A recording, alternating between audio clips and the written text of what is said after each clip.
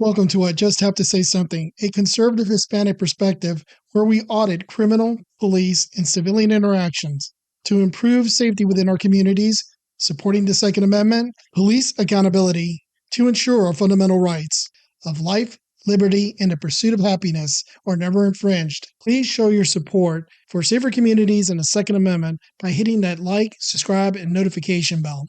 Today we're going to be reviewing a video of a Fort Collins police officer that has resigned due to his arresting of 9 innocent individuals for DUI. Let's dive into this. Collins police officer has resigned months after a CBS 4 investigation revealed that he was repeatedly arresting people for driving drunk. Yeah, that's despite the fact that they had no drugs or alcohol in their systems. Today, Fort Collins police confirmed what we reported long ago, that Jason Haferman arrested and jailed 9 people, although subsequent testing showed nothing in their systems. CBS 4 investigator Brian Moss did a lot of digging on Haferman's actions, so he resigned. Is that right? Well, he resigned, but the police chief said he was going to fire him the next day anyway. This is one of the problems that most people have with police departments. You have a bad officer that is arresting innocent people for trumped up charges. And instead of firing him, you let him go due to resignation. So that means he gets to keep his pension, his benefits, anything that is accrued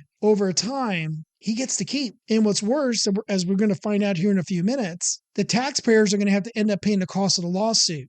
So this guy walks away scot-free, crashes people's lives, possibly the career, possibly the custody of having their children, and nothing of consequence happens to this officer. And I think most good people can sit there and say, these are things that got to be changed within law enforcement. Whether you're on the right or on the left, we should be able to say, hey, that could happen to me, my spouse, one of my children, or somebody that I know. And a person that trumps up charges on an innocent individual should not get to walk away without consequences. And this story could end up costing taxpayers a bundle, as lawyers for some of the 9 drivers say they are going to sue.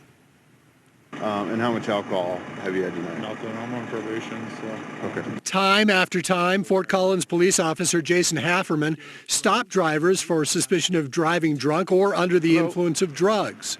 You know why I'm contacting you? Not a single clue. And in 9 cases within a year, lab testing later showed no alcohol or drugs in any of the 9 drivers. We don't have anything that suggests there was intent, malintent with this. What we boiled a lot of it down to was just poor decision making. And this is where I need to politely call bullshit. I got to ask, does your department get any state or federal grants for the number of DWI arrests that you've made in a particular year? Number 2, has this officer or your department received any awards from Mothers Against Drunk Driving?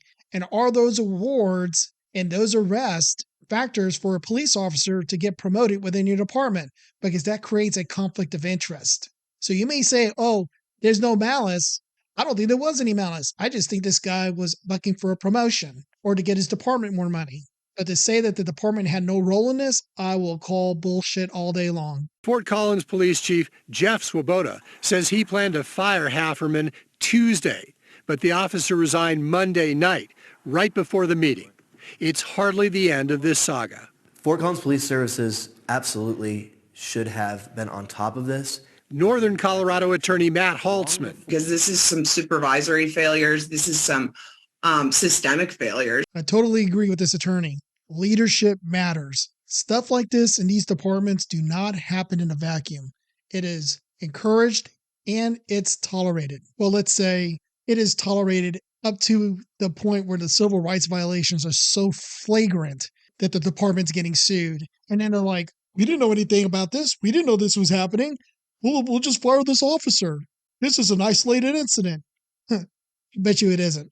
And Sarah Shelke, who represents several of those wrongly arrested drivers, say they will now file lawsuits against Fort Collins police for their clients who were arrested, jailed, and incurred huge expenses and were humiliated by the wrongful arrests. And I think that many people don't realize how damaging and devastating being charged with a DUI is when you're somebody who's innocent, and how easy it is for police officers to do it. And she's absolutely right. Again, whether you're on the left or on the right, you fill out a job application, it's going to ask you, have you ever been arrested?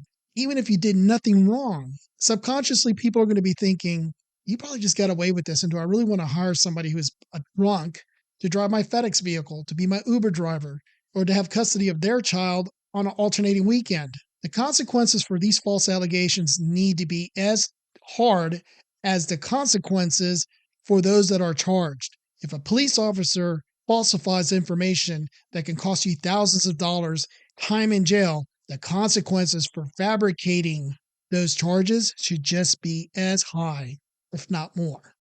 So how many of those 9 drivers have you guys apologized to? I haven't been in contact with any of them. Swoboda stopped short of saying he owed any of the drivers an apology.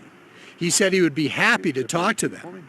The feeling, though, may not be mutual. It's coming and justice is going to be served.